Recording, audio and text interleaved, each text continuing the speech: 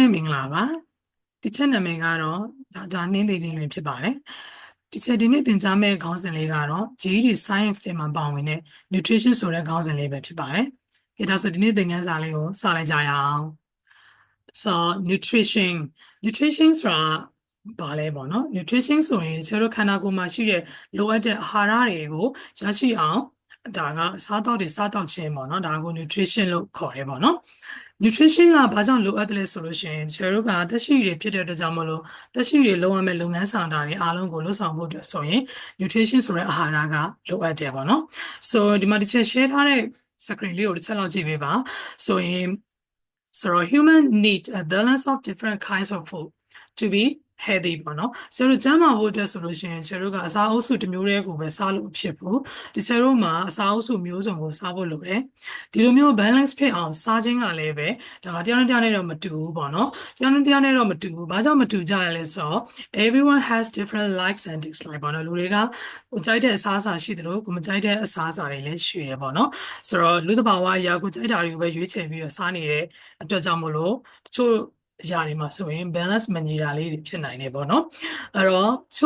some people may have allergics or choose not to eat certain food တချို့လူတွေအတွက်ကြတော့ဒီလိုစားတချို့အစားအသောက်တွေကိုစားသုံးခြင်းအပြင်သူတို့မှာ allergy ဖြစ်တယ်သူတို့အတွက်ကိုဒီအစားအသောက်တွေကမတည့်တဲ့အတွက်ကြောင့်မလို့ရှောင်ရတာမျိုးရှိတယ်ပေါ့နော်ဒါပေမဲ့ဘာပဲပြောတို့ရဲ့ခန္ဓာကိုယ်မှာ our body's ability to carry out all the chemical reactions needed to maintain homeostasis homeostatic ဆိုဒီချက်ဘာလို့ mention လုပ်ရတော့ခန္ဓာကိုယ်မှာရှိတဲ့ဒါ homeostatic ဆိုလို့ရှိရင်ကျတော့အလွယ်တကူပြောရမယ်ဆိုလို့ရှိရင်တော့ balancing ပေါ့နော် balancing in our internal system ပေါ့နော်ခန္ဓာကိုယ်ရဲ့အတွင်းပိုင်းမှာရှိတဲ့စနစ်တွေကို stable ဖြစ်အောင်လို့တည်ငြိမ်နေအောင်လို့လုပ်ဆောင်ရတဲ့ဖြစ်စဉ်တစ်ခုကိုကျတော့ homeostatic လို့ခေါ်တယ်ဒါကိုထိန်းညှိပေးဖို့အတွက်ဆိုလို့ရှိရင်အစားအသောက်တွေက chemical reaction တွေအတွက်ဆိုလို့ရှိရင်ဒီစားတောက်ဖို့အတွက်ဆိုလို့ရှိရင်ဒီစားတောက်တွေကိုထိညှိပေးဖို့လိုအပ်တယ်ပေါ့နော်အဲ့ဒီမှာဒီလိုမျိုးအစားအသောက်တွေကိုစားတဲ့နေရာမှာဆိုလို့ရှိရင်ကျွန်တော်တို့က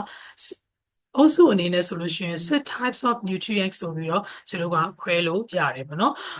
ဆိုလို့ရှိရင် six types of nutrients ဆိုတာဘာတွေလဲပေါ့နော်အဲ့တော့ six types of nutrients ဆိုတာကကျွန်တော်တို့က protein fat water carbohydrates minerals and vitamins ဆိုပြီးတော့ရှိရပါတော့အဲ့တော့ protein fat water carbohydrate mineral vitamin ဆိုပြီးတော့ရှိတယ်ဒီလို six types of nutrients တွေကိုကျွန်တော်တို့တစ်နေ့မှာဘယ်လောက်များများစားနေလဲဘယ်အရာတွေကိုပို့ပြီးတော့စားနေတယ်လဲပေါ့နော်ဘယ်အရာတွေကပို့ပြီးတော့မစားသင့်ဘူးလဲဆိုတဲ့ဟာကိုကျွန်တော်ကဆက်လက်ပြီးတော့လေ့လာကြမယ်ပေါ့နော် so the first one အနေနဲ့ဆိုရင်ကျွန်တော်က protein ပေါ့နော် protein ဆိုလို့ရှိရင်ကျွန်တော်တို့ကဘာတွေပါမလဲဆိုတော့ bean fish meat eggs and processed တွေကဒါက good source of protein ပေါ့နော် protein အုပ်စုထဲမှာဆိုတော့ဒီအရာတွေကအရန်ကောင်းတဲ့အစားအစာအုပ်စုတွေပေါ့နော်အဲ့တော့ protein တွေကစားဖို့လိုအပ်တာဟုတ်ပြီဘာကြောင့် protein တွေကိုစားဖို့လိုအပ်တာလဲ protein helps our body to grow and repel itself ပေါ့နော်ခန္ဓာကိုယ်ကြီးထွားဖို့ခန္ဓာကိုယ်မှာရှိတဲ့ cell တွေပြန်လည်ပြုပြင်ဖို့အတွက်ဆိုတော့ကျွန်တော်က protein ကလိုအပ်တယ်အဲ့တော့ဒါက functions of the protein ပေါ့နော်နောက်တစ်ချက်အနေနဲ့ဆိုရင် process တွေဒီလည်းပဲ eatable ဖြစ်ရမယ်ပေါ့နော်စားလို့ရတယ်အဲ့တော့ process တွေစားရမယ်နောက် dry seed ပေါ့နော်ဒီအစိအစံတွေ6ထားအစိအစံတွေလည်းစား dry seeds တွေ from plants အပင်ကရတယ်ပေါ့နော်ဒီအစိတွေပေါ့နော်ဒါတွေလည်းစားသင့်တယ်အဲ့ဒီအစိတွေမှာဆိုရင်ကျွန်တော်ဘာတွေပါမလဲဆိုတော့ lentils တို့ဆိုတော့ kidney beans ပေါ့နော်ပဲတွေပေါ့တချို့တွေဆိုလို့ရှိရင်ကျွန်တော်တို့ကဒီခြေလေးချောင်းရှောင်နဲ့မျိုးချောင်းပေါ့နော်အကြောင်းမျိုးချောင်းခြေလေးချောင်းရှောင်နဲ့အသားတွေမစားနိုင်ဘူးခြေလေးချောင်းရှောင်နဲ့ဆိုလို့ရှိရင်အသားစားဖို့အခြေအနေမှာခက်ခဲနေတယ်ဆိုရင်တို့ကဘာတွေစားမလဲဆိုတော့ဒီပဲတွေစားကြတာများတယ်ပေါ့နော်ပဲတွေကနေပြောချင်တို့က protein ဓာတ်တွေကိုရနိုင်တယ် protein ကိုဗမာလိုအနေနဲ့ environments လိုအနေနဲ့ဆိုရင်အသားဓာတ်လို့ခေါ်တယ်ပေါ့နော်အသားဓာတ်ဒီကျတို့ခန္ဓာကိုယ်အတွက်ကိုလိုအပ်တယ်ပေါ့နော်ဒါက the first group of 6 nutrients ပေါ့နော် first group of 6 nutrients ဒုတိယအနေနဲ့ဆိုလို့ရှိရင်ကျတို့ကဘာလဲဆိုရင် fat ပေါ့နော်အဲ့တော့ fat မှာဆိုလို့ရှိရင်ဘာတွေပါမလဲပေါ့နော်အဲ့တော့ fat မှာဆိုလို့ရှိရင်ကျတို့ oil and the substrate တွေက contain fats အုပ်စုတွေမှာပါဝင်နေတယ်အဲ့ဒီ fats တွေကဘာလို့ပေးလဲဆိုတော့ provide energy တွေဖြစ်သူတွေလွတ်ဆောင်ပေးတယ်ပေါ့နော်ပြီးရင်နောက်တစ်မျိုးအနေနဲ့အဲ့ဒီ fats တွေဘာလို့ပေးလဲဆိုတာခန္ဓာကိုယ်မှာရှိတဲ့ the body ကို to absorb important vitamins တွေကိုအဲ့တော့စုပ်ယူတဲ့နေရာမှာအရေးကြီးတဲ့ vitamins တွေကိုစုပ်ယူတဲ့နေရာမှာဆိုရင်ဒီ fats ကကူညီပေးတယ်ပေါ့နော်ဒါ this the function of the fats ပေါ့ အဲ့တော့ဒါပေမဲ့ခန္ဓာကိုယ်မှာလိုအပ်တဲ့အာဟာရတွေကိုစုပ်ယူပေးတယ်ဆိုပေမဲ့လည်းခြေတို့ကသူတို့ကိုနည်းနည်းလေးစတင်တယ် They should be eaten in small amounts and less often than the other foods တခြားအစားအသောက်တွေတက်စားလို့ရှိရင်သူတို့ကိုနည်းနည်းပို့ပြီးတော့ပမာဏနည်းပါးစွာစားသုံးတင်တယ်ပေါ့နော်အဲ့တော့ဒီအစားအစာတွေမှာဆိုရင်ဘာတွေပါမလဲဆိုတော့ chocolate ပါမယ် sugary drinks တွေပါမယ် biscuits တွေပါမယ်ဒါတွေကကြတော့ရှော့ပေါ့ပြီးတော့စားတဲ့အစားအစာတွေမှာပါတယ်ပေါ့နော်။ဘာကြောင့်လဲဆိုတော့သွေးထဲမှာအဆီတွေများနိုင်တယ် cholesterol တွေများနိုင်တယ်တခြားသွေးထဲ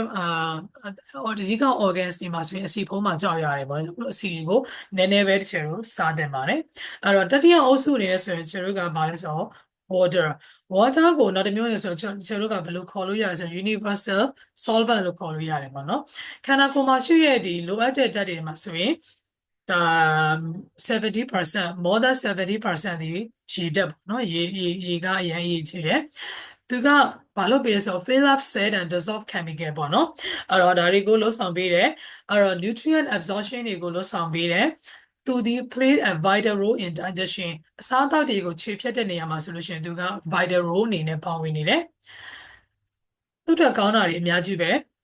ရေတောက်ခြင်းအပြင် temperature တွေကို regulation လုပ်ပေးတယ်အဲ့တော့ temperature regulation ဆိုတာကကျပထမဘိုင်းမှာပြထားတဲ့ homeostatics ထဲမှာပါတယ်ပေါ့နော် temperature အပူချိန်တွေကိုပုံမှန်ထိန်းညှိပေးတယ်ပေါ့နောက်တစ်ခုအနေနဲ့ဆိုရင် waste elimination waste တွေကိုစွန့်ပစ်တဲ့နေရာမှာအရန်ကိုအရေးကြီးတယ်ပေါ့နော် waste elimination ရဲ့အချက်မှာဆိုရင်လည်း water တည်လည်းအရန်ရေးပါတယ်ဒါကကြတော့ဒါကဒီဆရာတို့ခန္ဓာကိုယ်မှာလိုအပ်တဲ့အရေးပါဆုံးသောဓာတ်ပေါ့နော် water နော် universal solvent အဲ့တော့နောက် protein ပထမအုပ်စုဒီ protein ဒုတိယအုပ်စုဒီ fat တတိယအုပ်စုဒီ water နောက်လာမယ့်အုပ်စုဒီပါလဲဆိုတော့ carbohydrate ပါအဲ့တော့ carbohydrate ဆိုတာက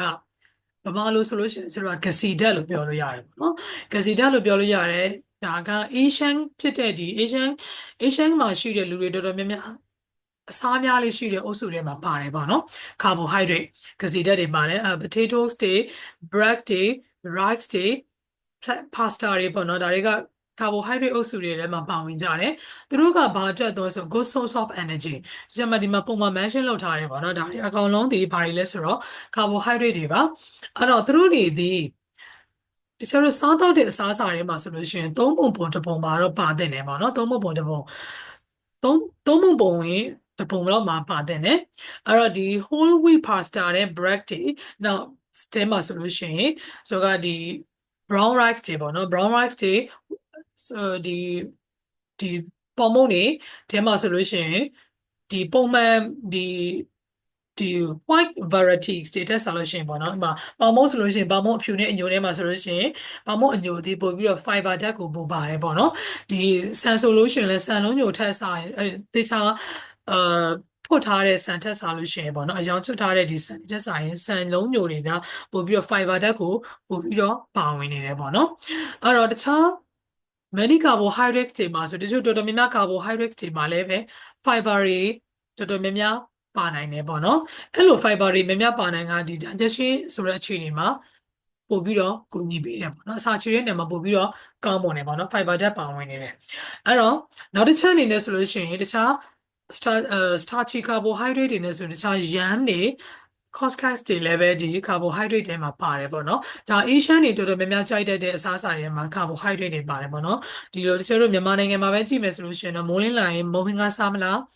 အဲ့တော့သမင်းစားမလားပေါ့နော်ဒီတော်တော်များများဒီဒါ carbohydrate တွေပဲပေါ့နော်အဲ့တော့ခောက်ဆဲပြုတ်စားလိုက်တဲ့အခါမှာလည်းစားရတာတော်တော်များများ carbohydrate ပေါ့နော်အတုပ်စားမယ်အုံလုံးခောက်ဆဲစားမယ်ဒါတွေအားလုံးတွေဒီ carbohydrate ထဲမှာပါဝင်နေတယ်သူဒီ good source of energy တွေရှိတယ်ဒါပေမဲ့သူ့ကိုဘယ်လိုစားသင့်လဲဆိုတော့သုံးပုံတစ်ပုံစားမယ့်အစားအသောက်ကသုံးပုံတစ်ပုံကိုပဲအနေနဲ့ carbohydrate ကိုထားသင့်တယ်စားသင့်တယ်ပေါ့နော် okay နောက်တစ်ခုအနေနဲ့ဆိုလို့ရှိရင်ကျွန်တော်တို့က minerals ပေါ့နော် minerals ဆိုလို့ရှိရင်ကျွန်တော်တို့ကဓာတ်သတ္ထုလို့ပြောလို့ရတယ်ပေါ့နော်ဒီ minerals ဓာတ်သတ္ထုထဲမှာဆိုရင်ကျွန်တော်တို့ကနှစ်မျိုးပြန်ခွဲလိုက်လို့ရတယ် calcium နဲ့ iron ဆိုပြီးတော့နှစ်မျိုးပြန်ခွဲလို့ရတယ်အဲ့တော့ calcium တွေဒီဘာတွေပါဝင်နေတယ်လဲဒီနိုးနဲ့နိုးထွက်ပစ္စည်းတွေနေပေါ့နော်နိုးထွက်ပစ္စည်းတွေဒီဒါတော်တော်များများ calcium ဓာတ်တွေပါတယ်ပေါ့နော်ဒီလိုအစားအစာတွေစားသုံးခြင်းအပြင်ကျွန်တော်တို့က calcium ဓာတ်တွေနဲ့ protein တွေကိုလည်းပဲရနိုင်တယ်အဲ့တော့ နောက်တစ်ချက်အနေနဲ့ဆို iron တွေဒီ minerals ထဲမှာပါဝင်နေတယ်အဲ့ဒီ minerals တွေဒီဘာအတွက်အရေးကြီးလဲဆိုလို့ရှိရင် essential for producing red blood cell သွေးနီ cells တွေပေါ့နော် red blood cell တွေထုတ်လုပ်တဲ့နေရာမှာဒီ iron တွေဒီပို့ပြီးတော့အရေးကြီးတယ်အဲ့တော့ iron တွေဒီနောက်တစ်မျိုးဆို transporting oxygen ဆိုတော့ throughout the body ခန္ဓာကိုယ်မှာရှိတဲ့ oxygen ကိုတည်ပို့ပေးနေတဲ့ iron ကအရေးကြီးတယ်ဒါကြောင့်မလို့အဓိက minerals ထဲမှာလည်း iron ပါတယ်ပေါ့နော်အဲ့တော့ calcium လည်းစားရမယ် iron လည်းစားရမယ်ဒါကအဓိက minerals ထဲမှာပါမယ်အဲ့တော့ calcium ဒီနောက်တစ်မျိုးအနေနဲ့ဆိုရင်ကျွန်တော်တို့ကဒီခန္ဓာကိုယ်မှာရှိတဲ့ bone နဲ့ teeth တွေကိုတန်အောင်လို့ဆောင်ပေးတဲ့အထဲမှာ calcium ကအရေးကြီးတယ်အဲ့တော့ နှုတ်ထွက်ပစ္စည်းတွေကိုစားသုံးသင့်တယ် okay နော်အဲ့တော့နောက်တစ်ချက်အနေနဲ့ဆိုလို့ရှိရင် vitamins ပေါ့နော် vitamin ဆိုလို့ရှိရင်ကျွန်တော်ကဒီ vitamin ဆိုလို့ရှိရင် vitamin A B C D vitamin K vitamin E ဆို vitamin တွေများစွာရှိတယ် vitamin C ကိုကျွန်တော်တို့ဘာတွေစားခြင်းနဲ့ရမလဲ fruit နဲ့ vegetables တွေစားခြင်းအပြင်ရမယ်မနော်ဒီဟာတွေစားခြင်းအပြင်ကျွန်တော်တို့က contain lots of the vitamins တွေရနိုင်တယ် minerals တွေရနိုင်တယ် fiber တွေရနိုင်တယ်ပေါ့နော်ဒါတွေကခန္ဓာကိုယ်ကျွန်တော်တို့ခန္ဓာကိုယ်မှာပို့ပြီးတော့ကျန်းမာအောင်နေထိုင်နေကျန်းမာစေဖို့အတွက်ဆိုလို့ရှိရင်ဒီ vitamins ပေါ်ကျော်သွားတဲ့အစားအစာတွေကိုစားသုံးသင့်တယ်အဲ့တော့သူတို့ဒီတခြားဒီ protein တွေ carbohydrate လို့မဟုတ်ဘူးသူတို့ဒီနည်းနည်းပဲလိုရပေါ့နော် needed in small amounts လိုအပ်တယ် for normal cell function တွေ cell